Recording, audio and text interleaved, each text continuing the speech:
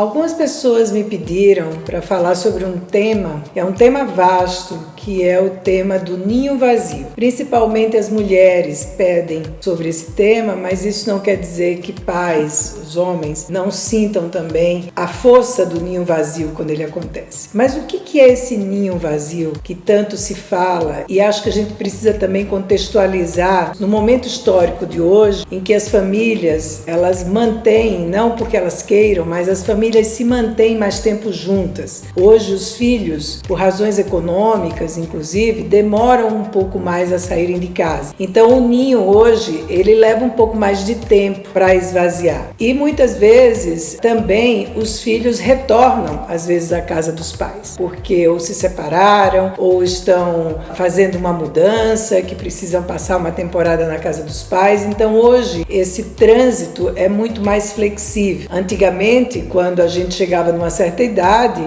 as mulheres, casavam, os homens também, enfim, saíam de casa, tinha uma idade mais ou menos prevista. Hoje essas coisas mudaram um pouco, mas ainda a gente pode dizer que existe a síndrome do ninho vazio. Mas eu queria voltar um pouquinho para trás e falar um pouco por que para algumas pessoas, a ideia do ninho vazio, a ideia de que os filhos vão sair de casa já causa uma certa angústia. Eles às vezes nem saíram ainda de casa, mas já causa uma certa angústia. A gente precisa, para poder entender isso, saber um pouco como é que foi a história, de vida dessa família com a chegada dos filhos. Que lugar os filhos ocuparam na vida desses pais ou na vida dessa mãe, por exemplo. Existem mulheres que, quando têm filhos, elas abandonam tudo que existe na vida para se dedicar aos filhos. Elas entendem, enfim, é uma forma de entender que esses filhos precisam da assistência permanente. Se elas tinham alguma atividade fora,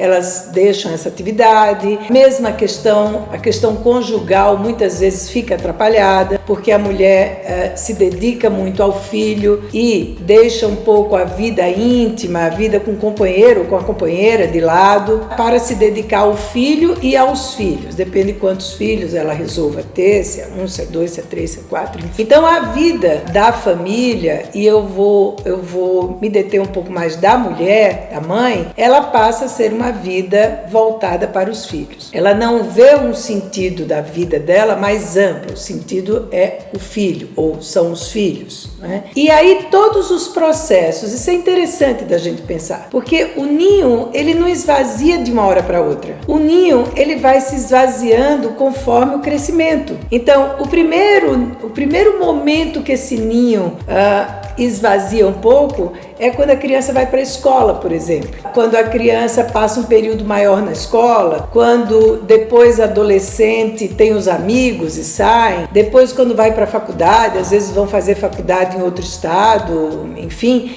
Então o ninho, ele não se esvazia assim de um momento para o outro. O ninho, ele vai se esvaziando e a relação que se tem com esse, vamos chamar, esvaziamento, essas pequenas separações, determinam muito ou falam muito a respeito de como você vai lidar com o ápice desse ninho vazio, que é quando os filhos se tornam adultos e vão buscar seus caminhos, seja porque vão morar sozinhos, vão morar em outro país, ou porque resolvem ter uma vida em comum com alguém, E há pais e mães que, de fato, têm uma imensa dificuldade de imaginar esses filhos distantes.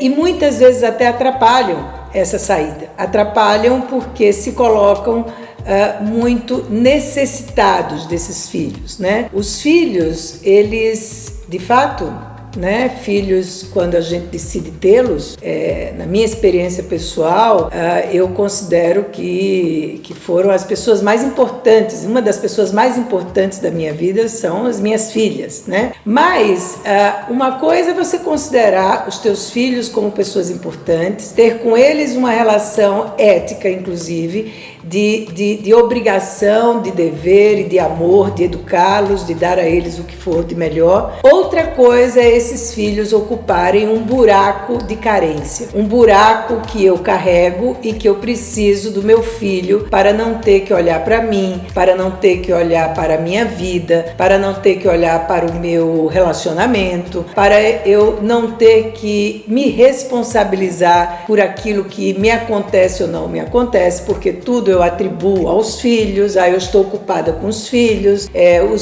não me deixam fazer isso, não me deixam fazer aquilo. São coisas diferentes, absolutamente diferentes. Eu acredito, na minha experiência pessoal e na experiência de outras pessoas que eu acompanho, que se lida melhor, não é, com a saída dos filhos, quanto melhor você viveu a chegada dos filhos na sua vida. A chegada dos filhos fala muito a respeito da saída deles. Claro que os filhos saírem, muitas vezes eu tenho uma experiência de filhas que moram em outro país, os netos ficam longe, tudo isso é difícil mesmo. Mas seria muito mais difícil se eu, por exemplo, tivesse colocado os filhos como o centro da minha vida. Os filhos ocupassem toda a minha vida, todo o centro da minha vida, e todas as minhas justificativas e razões se baseassem nelas. Isso ficaria muito mais complicado. Então, é interessante que os filhos não ocupem o lugar das nossas carências, que os filhos venham, a opção de tê-los, eles venham para agregar, eles venham com uma possibilidade de você criar uma nova descendência, de você ajudar essas pessoas a crescerem, a se tornarem melhores e que elas criem asas, né, para que elas se responsabilizem pela vida delas, assim como você pôde se responsabilizar por um bom tempo pela vida deles. É algo importante entender que o ninho familiar, o ninho amoroso, ele não é uma gaiola, gente. Ninho não é gaiola. Ninho é ninho. Ninho é aquele lugarzinho que o pássaro põe o ovo, cuida lá da sua cria e depois voa. A casa do pai, a casa da mãe, é um lugar para a gente voltar como um porto seguro, não para a gente estar definitivamente. E isso vai depender muito de nós, pais, mães, de como a gente significou a vida da gente, deu sentido para ela, além dos filhos, além da família.